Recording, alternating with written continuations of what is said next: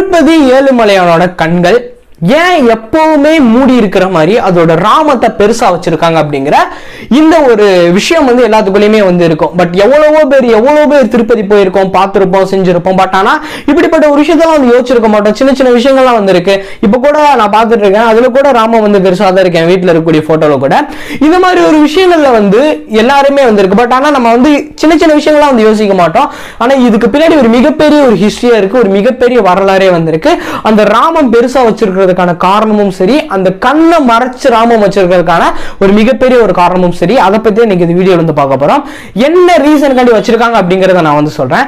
ராமம் இவ்வளவு பெருசா வச்சிருக்கிறதுக்கு ஒரு மிகப்பெரிய ஒரு காரணமே இருக்கு. என்ன அப்படின்னா, பெருமாளோட கண்ணு திறந்து இருந்துச்சு அப்படின்னா அந்த கண்ணுல இருந்து வரக்கூடிய ஒரு ஒளி, அதாவது அந்த வரக்கூடிய சக்தி ஒளியோட எதிர்ப்பு மக்கள்னால யாருனாலையும் தாங்க முடியாது அப்படிங்கிறது ஒரு மிகப்பெரிய ஒரு